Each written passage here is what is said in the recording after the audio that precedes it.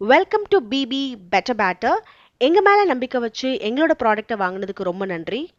இன்னைக்கு நம்ம multi millets and multi grains khapli வீட் சப்பாத்தி மாவோட சப்பாத்தி எப்படி ப்ரிப்பேர் பண்ண போறோம்னு பார்க்க போறோம்.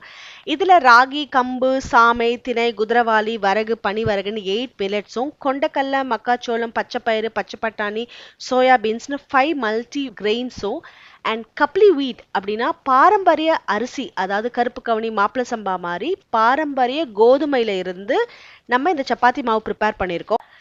இந்த சப்பாத்தி மாவும் நார்மல் சப்பாத்தி மாவு மாதிரி தான் பிசைய போகிறோம். நமக்கு தேவையான அளவுக்கு மாவு, கொஞ்சம் உப்பு, கொஞ்சம் கொஞ்சமாக தண்ணி விட்டு சப்பாத்தி திரட்டுற அளவுக்கு மாவை நல்லா பிசைஞ்சுக்கோங்க. கொஞ்சம் கொஞ்சமாக தண்ணி விட்டு நல்லா பிசைஞ்சுக்கோங்க. வேணும்னா ஆயில் ஆட் பண்ணிக்கலாம். வேண்டாம், நான் ஃபுல்கா மாதிரி செய்ய போகிறேன், எனக்கு ஆயில் வேண்டாம் அப்படின்னா ஆயிலை இக்னோர் பண்ணிக்கலாம். பட்டர், நெய் எது வேணால் போட்டுக்கலாம். இப்போ நம்ம சப்பாத்தி மாவை நல்லா பிசைஞ்சிட்டோம். நான் கொஞ்சம் ஆயில் போட்டு தான் பிசைஞ்சிருக்கேன். உடனே சப்பாத்தி சுட வேண்டாம். நம்ம கொஞ்சம் ஹாஃப் அன் ஹவர் ரெஸ்ட் பண்ண விட்டுட்டு அப்புறமா சப்பாத்தி சுடலாம். அப்போ தான் கொஞ்சம் சாஃப்டாக இருக்கும். சப்பாத்தி மாவை பிசைஞ்சு திரட்டி செய்யணும்னா ரொம்ப கஷ்டமாக இருக்குது அப்படின்னா நம்மக்கிட்ட ரெடி டு ஈட் சப்பாத்தியும் இருக்குது. சென்னையில் இருக்க கஸ்டமர்ஸ் ஆர்டர் பண்ணிக்கலாம்.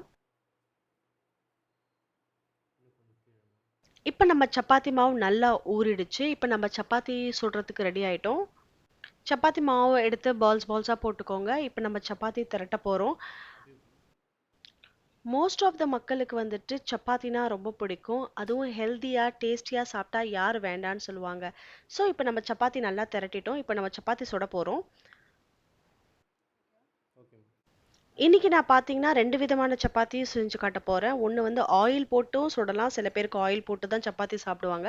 சில பேர் ஆயில் போடாமல் ஃபுல்கா மாதிரி சாப்பிடணும்னு ஆசைப்படுவாங்க. ஏன்னா அது ரொம்ப ஹெல்த்தியாக இருக்கும். ஏன்னா ஆயில் அவாய்ட் பண்ணணும்னு நினைப்பாங்க. ஸோ நான் ரெண்டுமே உங்களுக்கு செஞ்சு காட்ட போகிறேன். இப்போ நம்ம ரெடி பண்ணிக்கிட்டு இருக்கிறது ஆயில் போட்ட சப்பாத்தி. அடுத்து நம்ம ஃபுல்கா ரெடி பண்ண போகிறோம். ஃபுல்கா எப்படி ப்ரிப்பேர் பண்ணணும்னு பார்த்தீங்கன்னா நார்மல் சப்பாத்தி மாவு மாதிரியே திரட்டிக்கலாம். ஆனால் கொஞ்சம் சின்ன சைஸில் திரட்டிக்கோங்க.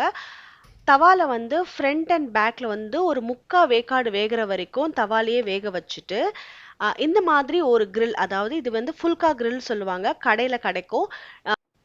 இந்த கிரில்லில் அந்த சப்பாத்தி போடும்போது அந்த நெருப்பில் வந்துட்டு மீதி கால்வாசியும் வெந்து இந்த மாதிரி உப்பி நல்லா சாஃப்டாக வரும். அதுதான் ஃபுல்கா.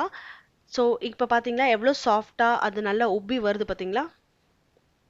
இப்போ 2 ஸ்டைல்லையும் சப்பாத்தி ரெடி ஆயிடுச்சு. உங்களுக்கு எந்த ஸ்டைலில் சப்பாத்தி வேணுமோ அந்த ஸ்டைலில் ரெடி பண்ணி சாப்பிடுங்க. ஆரோக்கியமான உணவை சாப்பிடுங்க. நீண்ட ஆயுளோட வாழுங்க.